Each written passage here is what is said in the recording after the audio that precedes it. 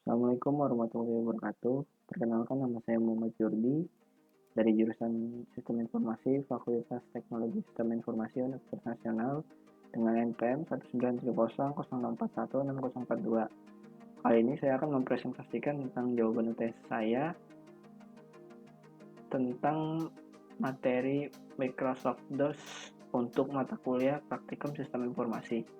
Oke, kita langsung buka aja materinya.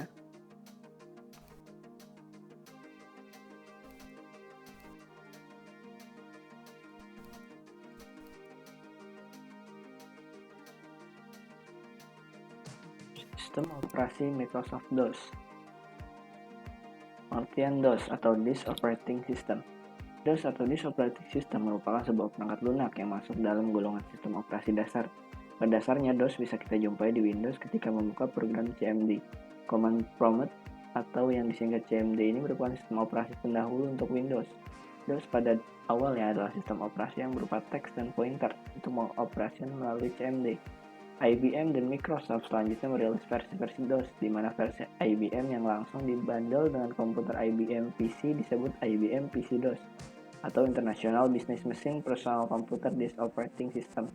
Pada awalnya, IBM hanya menggunakan apa yang layak digunakan dari MS-DOS yang dirilis oleh Microsoft, seperti program-programnya atau utilitas yang disertakannya. Sejarah DOS. Microsoft ketika melisensikan DOS kepada IBM menandatangani perjanjian lisensi yang salah satu poinnya mengandung bahwa Microsoft boleh melisensikan MS-DOS kepada perusahaan selain IBM, dan para perusahaan tersebut dipersilakan menggunakan nama DOS menjadi nama yang mereka gunakan, contoh Tandy DOS, Compact DOS, dan lainnya. Karena itulah versi IBM selalu dirilis lebih lambat dibandingkan dengan versi MS-DOS. Tapi MS-DOS versi 4.0 adalah versi MS-DOS pertama yang benar-benar sama seperti IBM PC-DOS. Karena Microsoft sedang berkonsentrasi untuk mengembangkan sebuah sistem operasi penerus DOS yang disebut dengan OS Garing 2. Kebanyakan versi-versi tersebut tentunya sama saja dengan versi yang telah dikembangkan oleh Microsoft dengan MS-DOS-nya. Tapi Microsoft mulai mencabut perjanjian lisensinya sehingga para perusahaan lain harus menggunakan nama MS-DOS, bukan nama yang telah kustomisasi sebelumnya. Hanya IBM yang diberikan keleluasaan untuk terus menggunakan nama IBM PC-DOS, bukan MS-DOS.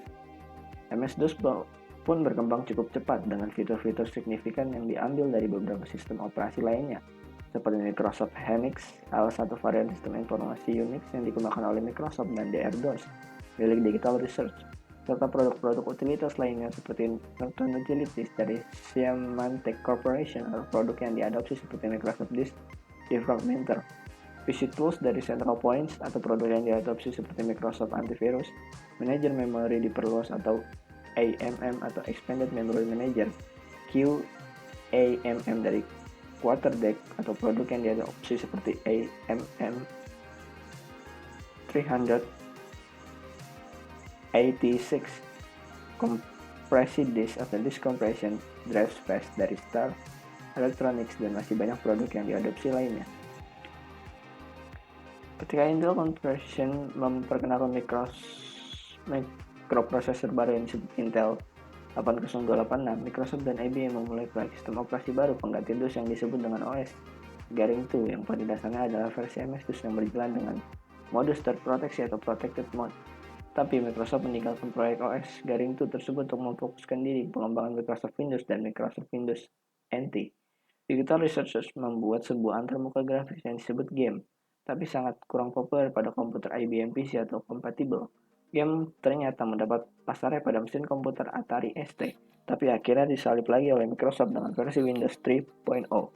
DOS atau Disk Operating System adalah sistem operasi yang digunakan pertama kali dan masih digunakan hingga saat ini. Penggunaan DOS ini sangat penting bagi pengembangan sistem informasi karena DOS merupakan cikal bakalnya sistem informasi. Fungsi DOS.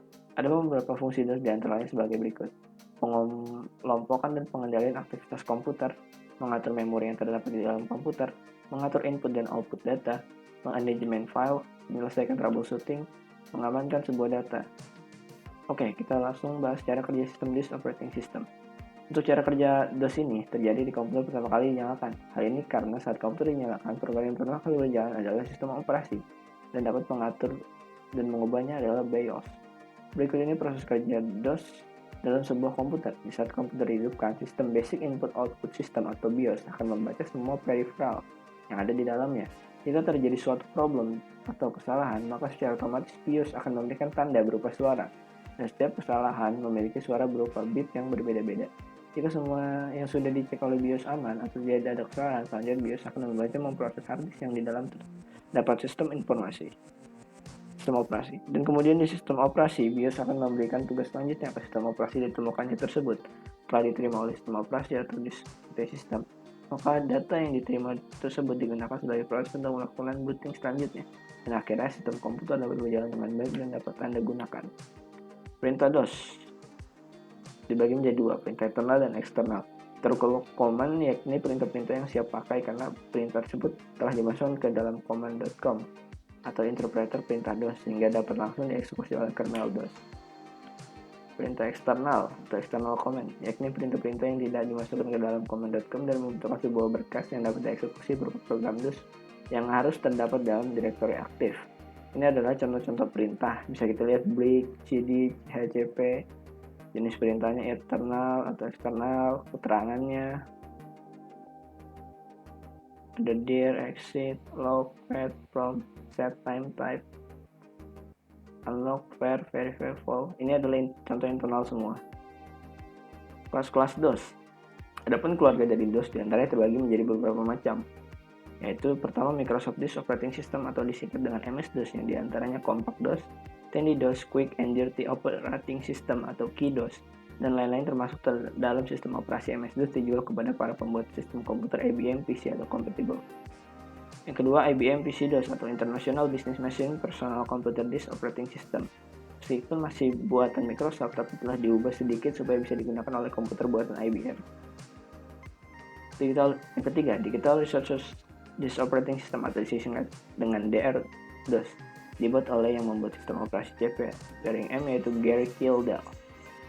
Keempat, Novell Personal Network yaitu versi DR-DOS. Digital Resources Disk Operating System yang dijual kepada Novell, sebuah perusahaan yang menaungi CP/M gulung tikar atau mengalami kebangkrutan. Jadi Novell mengakuisisi Digital Resources Incorporated.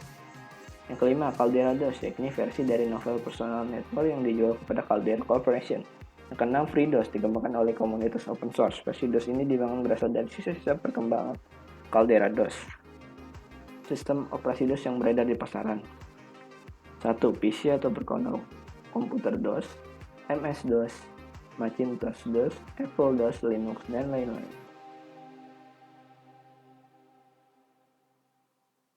Istilah yang erat hubungannya dengan DOS.